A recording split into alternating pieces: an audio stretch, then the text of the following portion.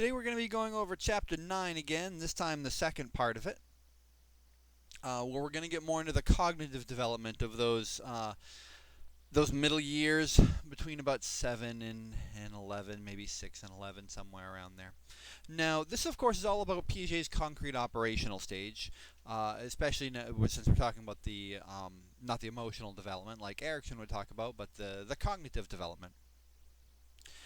And as you remember, no, first of all, they go over it on page 232, and they go over it really, really well on page 232 as well. A lot of the advantages and disadvantages and some of the things that they learn. Now, one of the things that you'll notice is that the children of this age are starting to get really good at some things like math.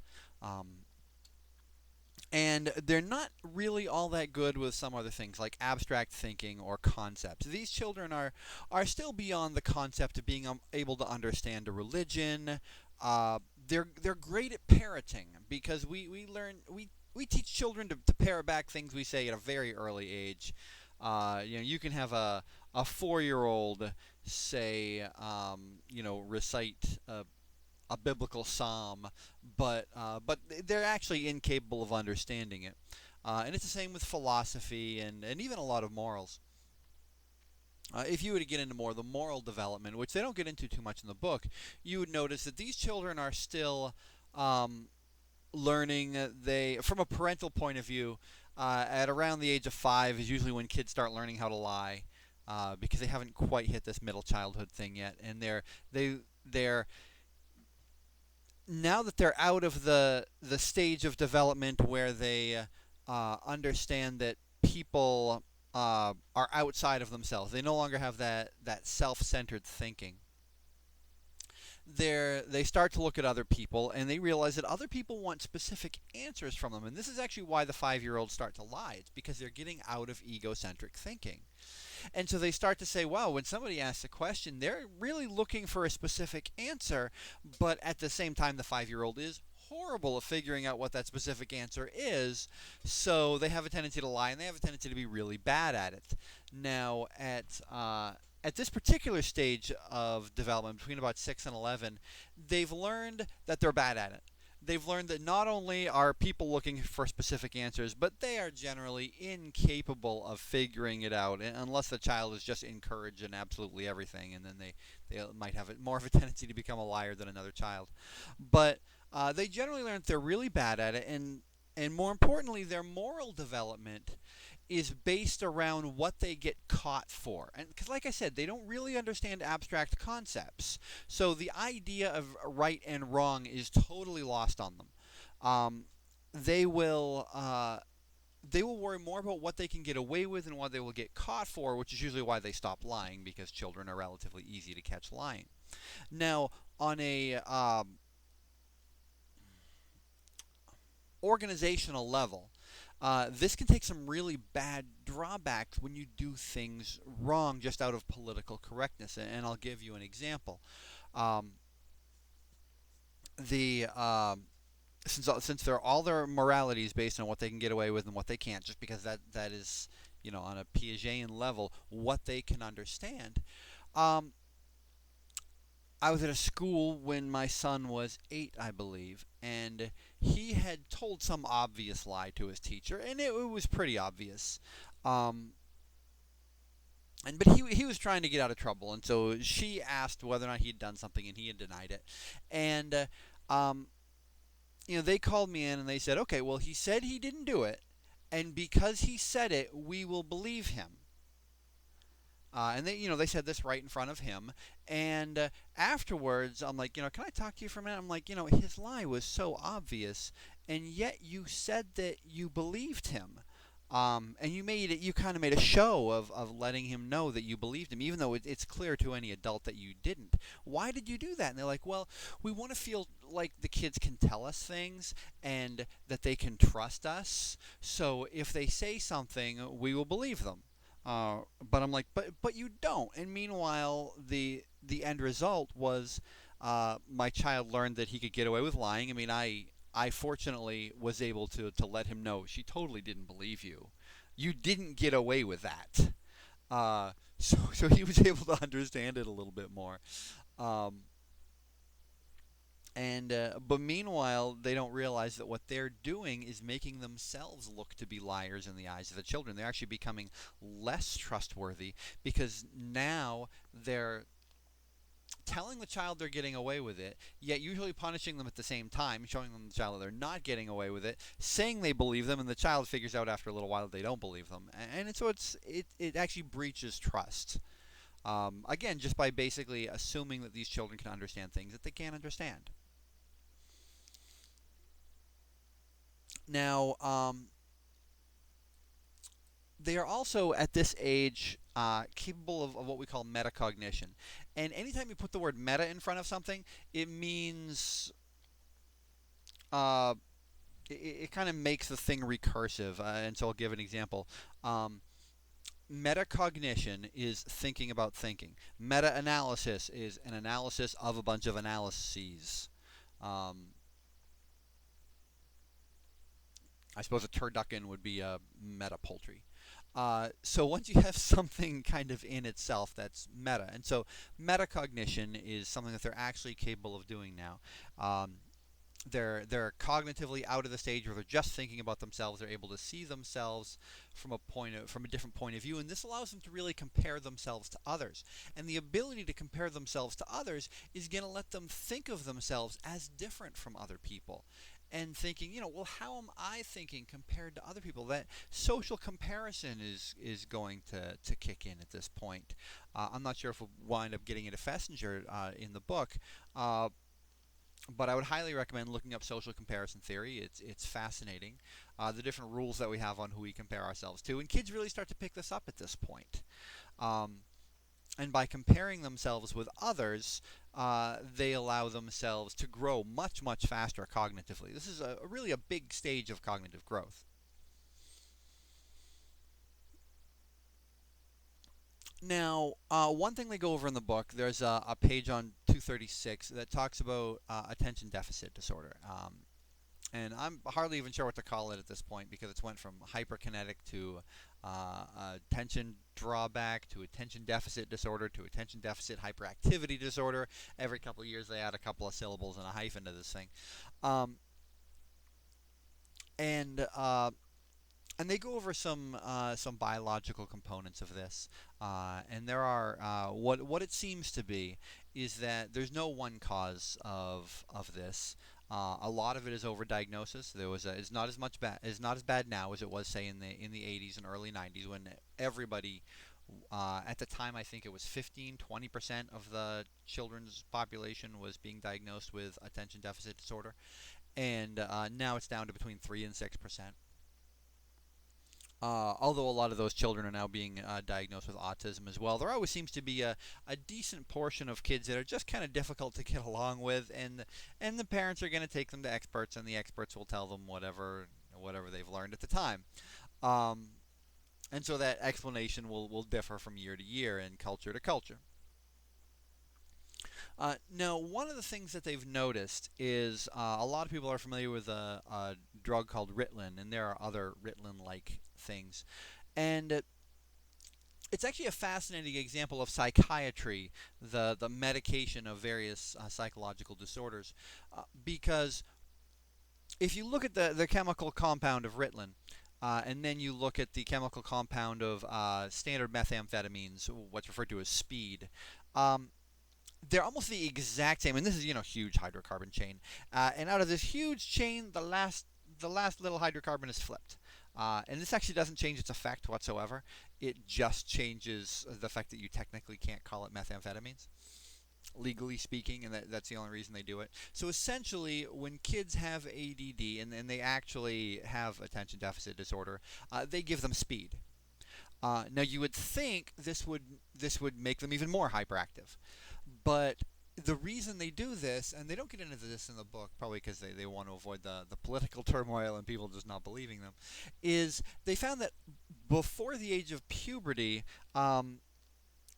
drugs work differently on children. Basically, uppers work like downers and downers work like uppers. So if you were to give a kid a depressant, then that would, something that would be a depressant for an adult, that would make them more hyper. as a child. So they give these kids speed to try to calm them down. And it works. Just like if you were to give an adult speed, it would make them hyperactive. And this isn't a sign that there's anything wrong with them, by the way. This is just a sign that you have given a kid a depressant, so they are going to act, or at least a depressant for them, so they're going to act more depressed than they were before. Um, the problem then winds up when you have when the kid then ages, because first of all, their body is now growing with this drug in their system 24 hours a day, and so that changes the homeostasis that they have in their body, and they actually turn into somebody who is going to be less likely to make these chemicals themselves in the future, because your body will adapt to its new environment. Not only that, but then puberty, all the changes with puberty happen, and now stimulants act like stimulants and depressants work like depressants, except now the homeostasis of your body is adapted, so you pretty much have to take this. And there are severe drawbacks if you don't. Um, so there are some pretty big drawbacks of taking the psychiatric approach to something that could just be considered a minor learning disability like attention deficit disorder. Also keep in mind that attention deficit disorder is very cultural. How we look at these things is very cultural. It changes, not only does it change from year to year, but it changes from culture to culture. Other cultures would just consider the child needs more discipline. Other times and cultures would just consider it a bad child or even a good child. This is the sort of thing that they're looking for. Maybe they're just fiercely independent. On a farming community, this would probably be great. Another thing they mention in the book, I know I'm kind of skipping from section to section here on different things that need elaboration, but again, I really expect you to actually have read the book before you even listen to the lecture, is they go over reading. Now, there are different approaches you can take to learning how to read and getting, the kid has already learned to read, usually by about the age of 6, or they're just, they've at least got their alphabet and the basic tenets of the learning. And they talk in the book about phonics. Now, this is actually a fad that kind of took off in the last 10 years, where they were teaching kids how to read by phonetics. So, and one of the ways you notice this is if you go into, say, a first grader's room, they'll say, don't worry about spelling, just spell it out however you want to. And this works great for a lot of students, but other students always have spelling difficulties after this. And you'll notice this. If anybody's ever done martial arts or any of these other things, they'll tell you there are drawbacks of learning how to do something wrong. If you punch badly every time you practice, then when you get in a fight, how are you going to punch? You're going to punch badly. You don't punch just for the sake of throwing your arm out there. You're actually trying to accomplish something. So the drawbacks of phonetics really stick with some people, and it's in the schools. There's even kind of a debate between the newer teachers who were taught with this. Phonetics is the new thing, and then the older teachers who kind of see the drawbacks and don't really care so much about the advantages, because as far as they're concerned, yes, phonetics is easier, but it has drawbacks, and they would rather do the more work and have the stronger results. Phonetics does actually work faster, by the way, which is why they use it. It just has those specific drawbacks. As far as mathematics go, one of the keys with mathematics, which makes it very difficult in the development of children learning mathematics, is the fact that there are critical periods for mathematics, just like there are critical periods for everything else, times that they learn more than others. But skill in mathematics is highly variable, which means you can't just get a bunch of 8-year-olds in the same room and teach them mathematics, because one kid is going to be way up here and the other kid's going to be way down here. Things like reading and all this other stuff are a lot more standardized. And unfortunately, this makes it so that a lot of the schools and whatnot, they don't really teach mathematics all that well, because they can't teach it to too high of a degree. They kind of have to get that lower level of student included, and in the meantime, they don't want to have just classes for the really smart kids, because then that makes the kids who aren't really excelling at math feel left out, and the last thing you want to do in a school is hurt anybody's feelings, whether it's for the good of their education or not. So it actually makes kind of an interesting moral debate that they're having in the schools, and they've solved it in kind of an interesting and again morally debatable manner. Um,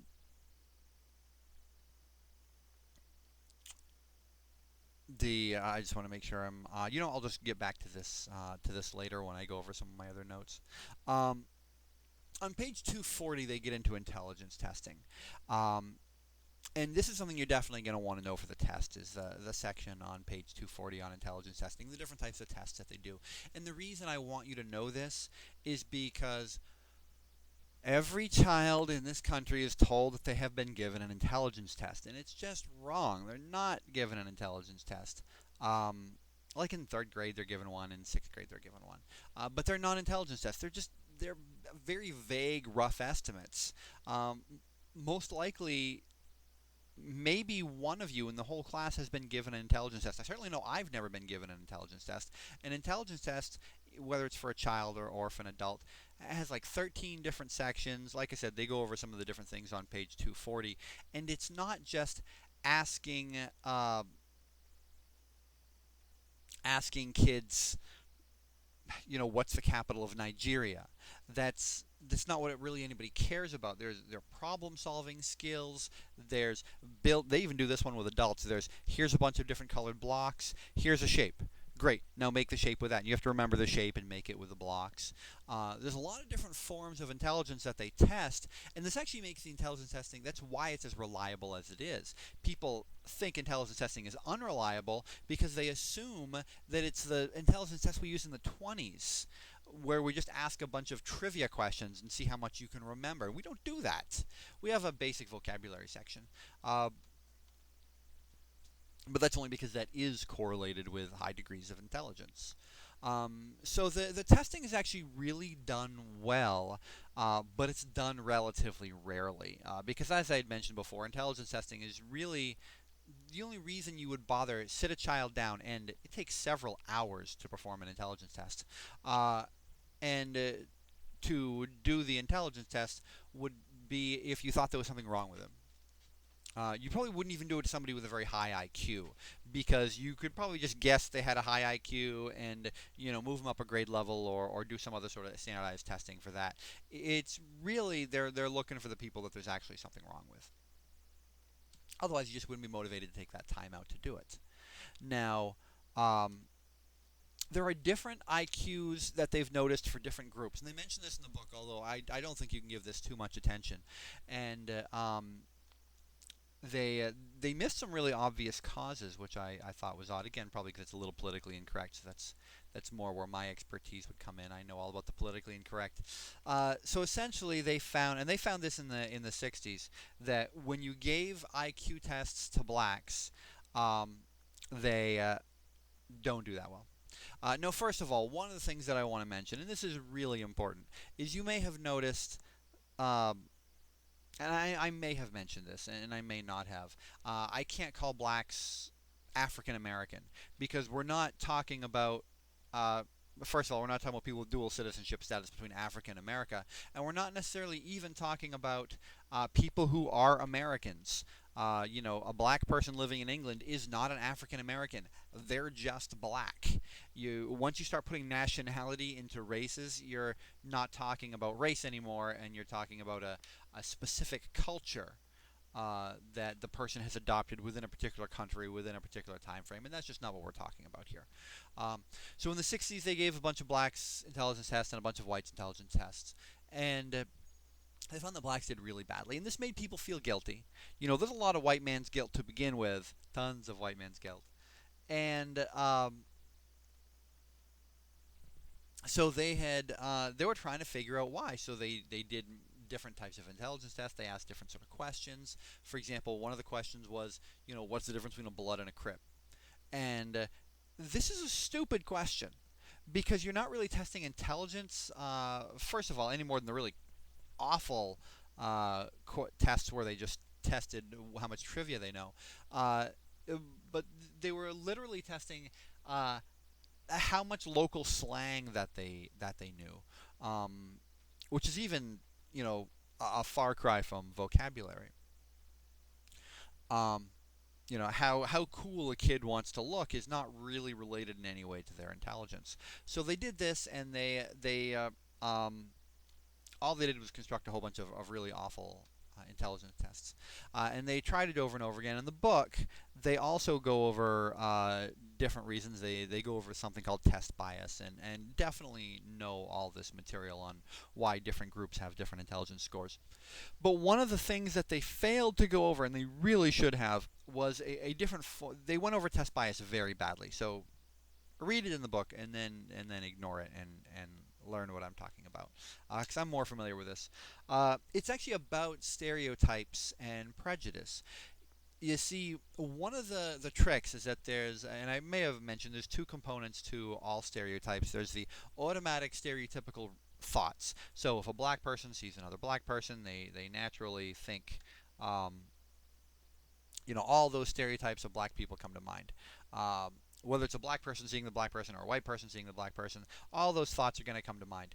And then you're going to have the controlled component of whether or not you believe it.